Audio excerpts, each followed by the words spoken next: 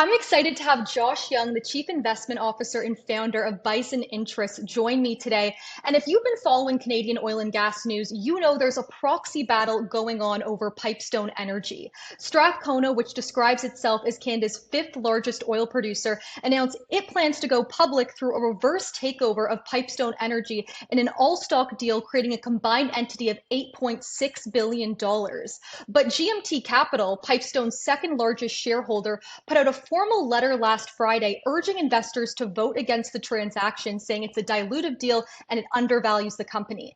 Now, Pipestone then responded on Sunday saying GMT remarks are flawed and misleading and is encouraging shareholders to vote in favor of the transaction. Now, the clock is ticking. Investors only have until next Monday to vote. Josh, Bison Interest is a shareholder of Pipestone, and you've been following the story closely. Walk us through what's been going on. Yeah, sure. So it's really interesting when you look at the circular that they filed. This company was up for sale last year, and by my reading of their circular, they actually had an offer at a substantially higher price that the company rejected. So fast forward a year, they accept this sort of lowball bid. And then while they're in the process, before they've announced it, they apparently had another indication that wasn't yet a formal offer at a higher price that they also rejected in favor of this deal. And so right now, it's structured very oddly, where it's a proposed essentially reverse merger, sort of most similar to what in the U.S. you see as sort of a SPAC or special purpose acquisition company. And so it crystallizes the value of the company of Pipestone at $2.72 a share, but it sets it based on an exchange ratio of Waterous, essentially a Strathcona stock, using a valuation that's not based on the market. So you have Pipestone, which is a publicly traded company, and had been trading as sort of this distressed, sort of off-the-run company after their failed sale process last year, and then this private company that uses essentially mark to model, valuation in a very unusual structure. And your investment firm, Bison Interests, agrees with GMT Capital, saying that you guys are going to vote against the transaction with Strathcona. Why? Yeah, so we actually put out a letter prior to GMT's, I think by 2 or 3 weeks. And in our analysis, so we own shares and we're not recommending anything. We're not recommending any sort of vote, as well as not recommending any sort of investment in it. We're just sharing our view and sort of what we're doing. And so we released our analysis, which was that Pipestone was dramatically undervalued in this deal. And as you could sort of tell by my description, Strathcona is marked to model at sort of a high valuation, implying as if they're one of the best, largest oil and gas companies in Canada, when they've operated sort of in a private model, picking up sort of distressed low-end oil sands assets like the old Northern Blizzard, which was a failed company and ironically went public similarly and went from $10 to, what is it, they got bought for what was like 10 cents or $1, something like that. So devastatingly bad deal. And here they are again under sort of new management, but the same sort of junky assets. So on the Pipestone side, these assets are super high quality. They ramp from almost no production to 35,000 barrels a day over just a few years.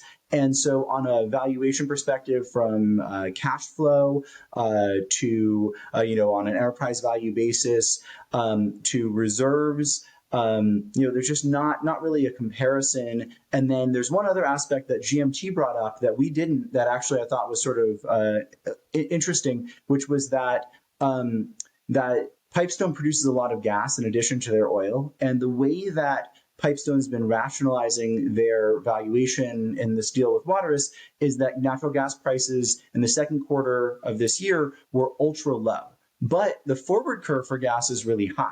And so when you look at the forward valuation for Pipestone, incorporating the higher value for gas in the future as LNG projects and other sorts of things come on and sort of rebalance the price, Pipestone is dramatically undervalued in this deal. And so I think they made a really good point.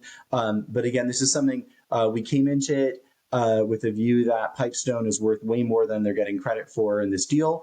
And I think GMT is right, and I think that they added some aspects that we had missed in our sort of our letter and our analysis.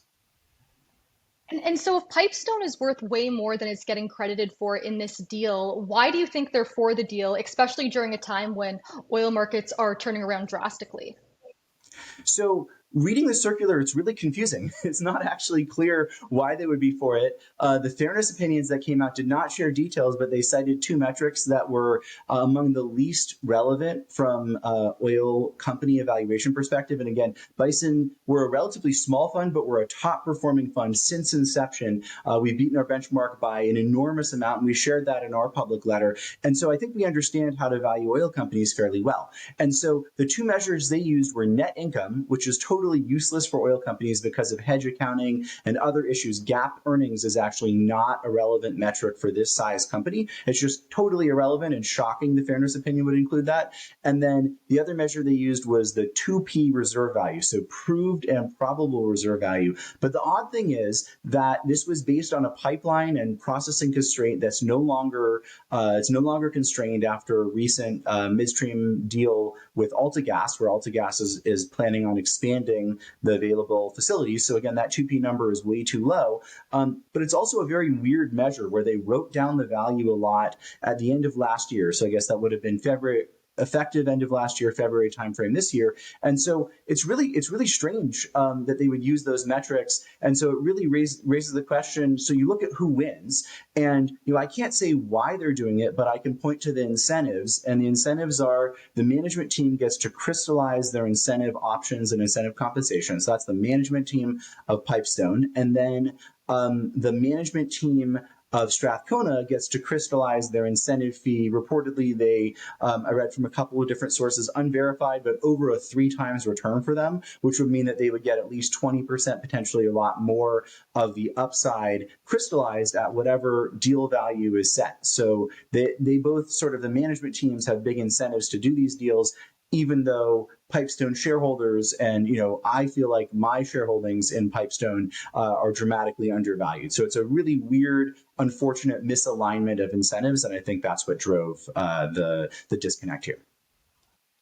And I feel like there's a lot of unease in the retail community too, because the stock has been underperforming for some time. And GMT Capital said Pipestone's shares will underperform even more against its peers if the transaction closes. What's Bison's outlook on Pipestone's valuations going forward?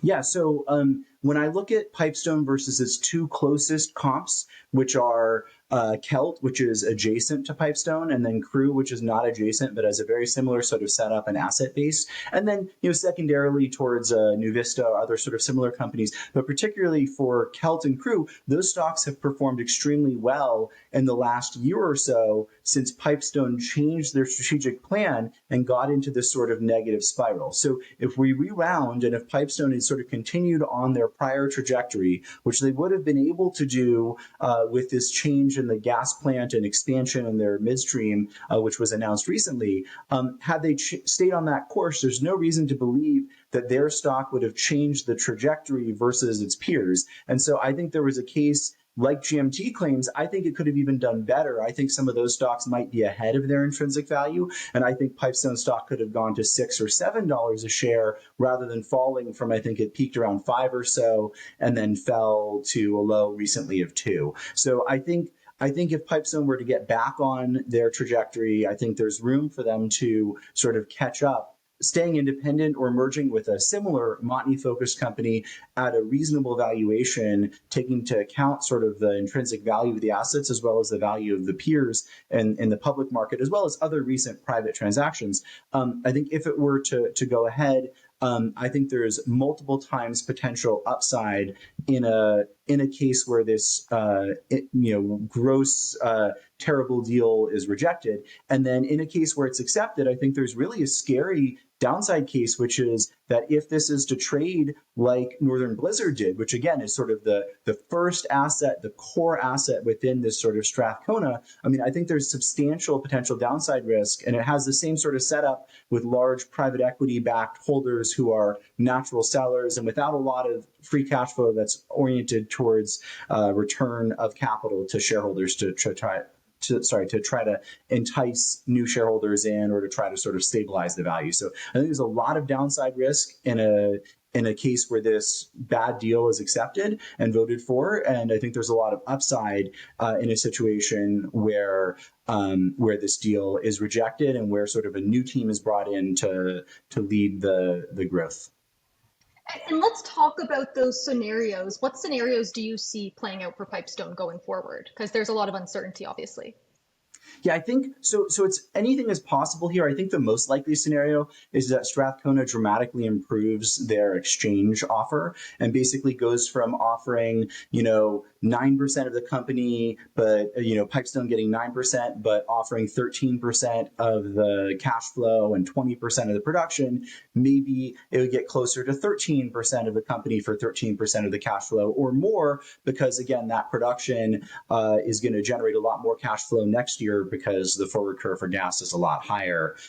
So I think that's the most likely scenario. And I think what we're going to see is GMT has already voted against, Bison is voting against, and we're not forming a group, but just, independently each voting against. And then Alawar they're the third largest shareholder, and they had a board designee, and they did not lock up their shares, which seems to indicate that they would likely vote against the deal. If they were in favor of the deal, they could have just locked up their shares and essentially, when the deal was announced, agreed to have supported it. So that's generally a sign when you look at sort of this sort of deal dynamic of who's going to support it and who's going to vote against it. So they seem likely to vote against it. And so as it gets closer, I think an exchange offer is improved dramatically. And at the right price, I think this could make sense, but that would be a very different price than what we're seeing in this deal. And then secondarily, the deal is voted down and there's no improvement in exchange offer. I think there's a very high probability that another company would come in very shortly and offer a large premium. As indicated in the circular,